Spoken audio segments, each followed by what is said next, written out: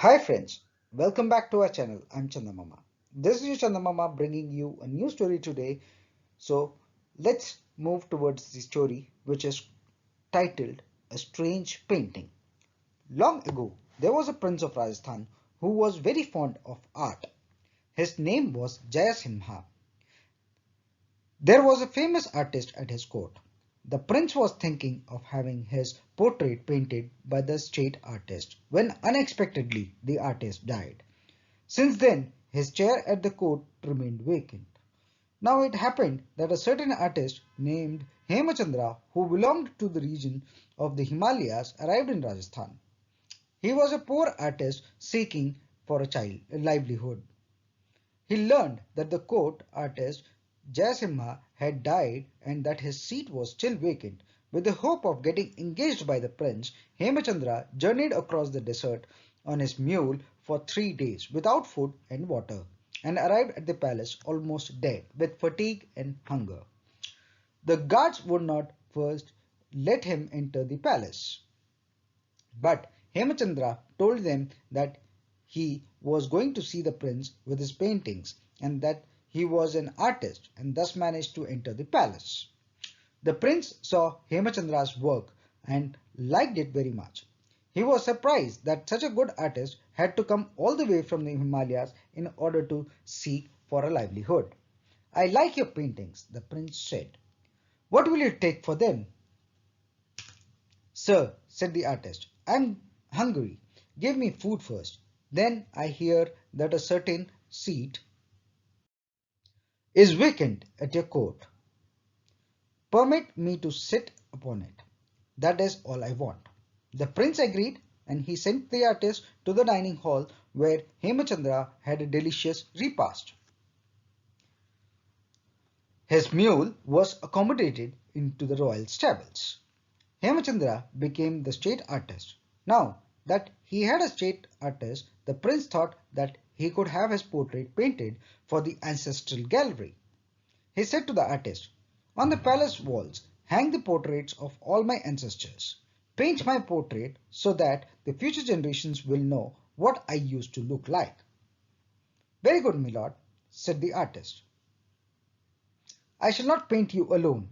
I shall paint Her Majesty by your side. I shall include your ministers, commanders, and all the rest of your court.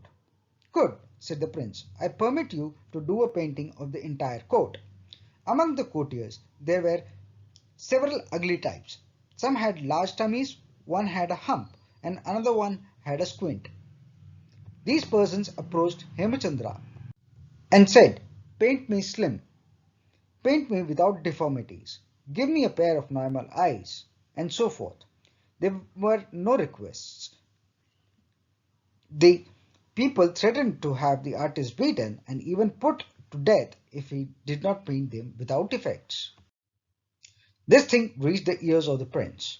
He called the state artist and said to him, I want you to paint each one of the courtiers exactly as he is. If I find the slightest alteration in anyone, I shall order you to be hanged. The artist was in a fix. Whatever he might do, death looked imminent. He did not know how to escape. He thought and thought until he decided how to escape danger.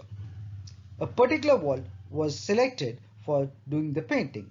The artist put up a curtain in front of the wall so that he could work behind it without anyone molesting him. He got 3 men to help him with his job. He then began to while away his time eating and drinking along with his assistants. A month went by. The prince asked the artist how he was proceeding with the painting of the picture.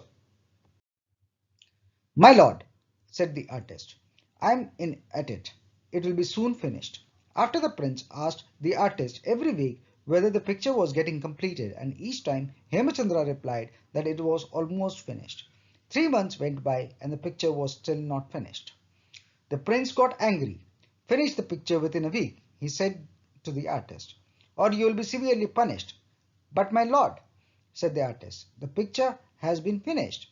I wish that you will come and witness it tomorrow. The prince was glad to hear that the picture was finished at last. He informed the entire court that the picture would be unveiled the next day. At the appointed time, the prince, his queen, and the courtiers arrived to see the picture.